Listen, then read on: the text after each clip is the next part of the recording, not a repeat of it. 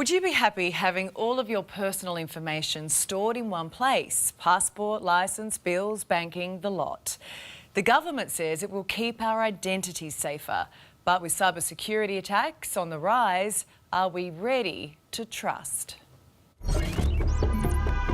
More than 9 million records of Australians. The single most devastating cyber attack that we have experienced as a nation. 6.5 gigabytes of personal data from almost 10 million of its customers, all now dumped on the dark web.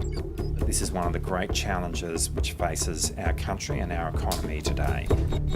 Names, dates of birth, Medicare numbers and sensitive information was stolen.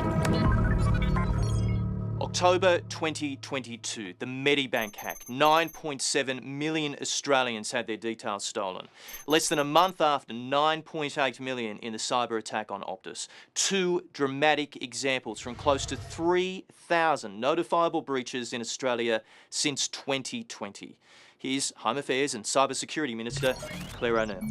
We impose plenty of cyber requirements on major Australian organisations, but no one holds more sensitive data about our citizens than the Australian government.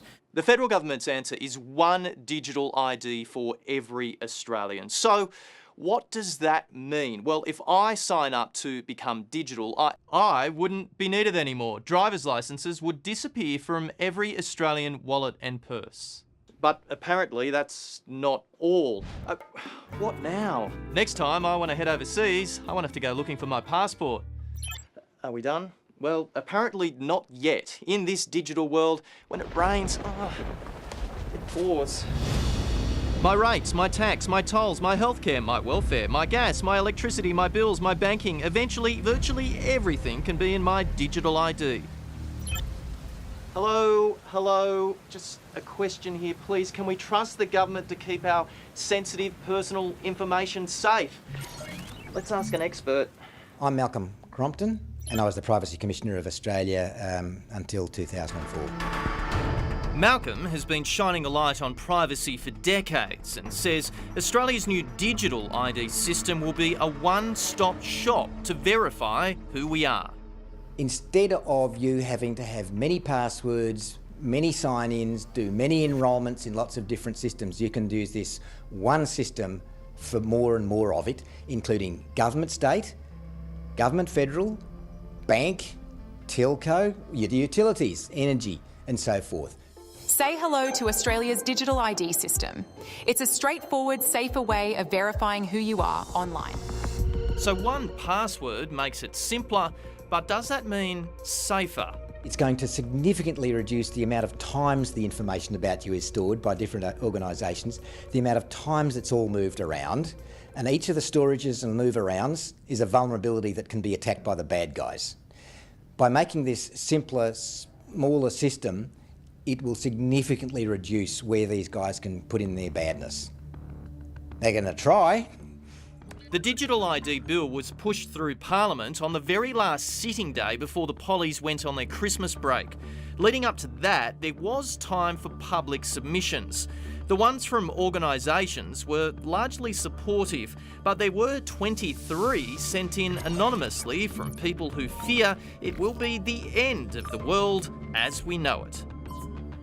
Is it part of a hidden agenda? Did it originate within Australia or was it from foreign Digital ID is going to be a hacker team's target, no Because question. I do not own a smartphone, a digital ID system does nothing to make my life streamlined. It'll be fraught with cybersecurity risks, sale of data, identity theft and fraud. That's not what you want to hear. Ugh. So are these valid concerns? Well, first of all, this scheme will be voluntary, at least until it's not. What they're doing is putting into the law the strongest protections possible against compulsory use, such that it will stand unless or until a future Parliament makes the change. And that's democracy in action. Should a future government want to do that, and I'm still alive, I'll be manning the barriers. So Malcolm, what if I don't want a digital ID? Do what you're doing now. That is the whole point of it. This is an add-on to make your life easier if you want to make it easier this way. Because if you are currently doing physical banking by turning up to the branch, or you're pulling cash out of the machine, or you're doing online transactions with a banking app, you can still do it. And he says don't listen to conspiracy theories about sinister government motives. It is not the Australia card by any objective analysis. Full stop. It's not going to be Big Brother by any objective analysis. Full stop. You may have got the impression Malcolm Crompton is a fan of this proposed digital ID, and you're right, he is. But he says it's not perfect. It will be given a hard time in the Senate, which is a good thing, because then we should be able to straighten out any of the weaknesses that are in the bill. And one of the weaknesses that I've publicly talked about at the moment is the access by law enforcement agencies and national security agencies is too easy. And I would say that I think one of the great potential weaknesses in this system is underfunding of the regulators. The regulators right now are underfunded. They're getting better funded, but they're not well enough funded yet. And that is a significant risk. So, how long before all this happens? Well, technically, it already is. You can sign up now if you choose. A Senate committee is due to report back by the end of the month. Like it or not, a digital ID is coming, probably by the end of the year. How convenient and safe it is, time will tell.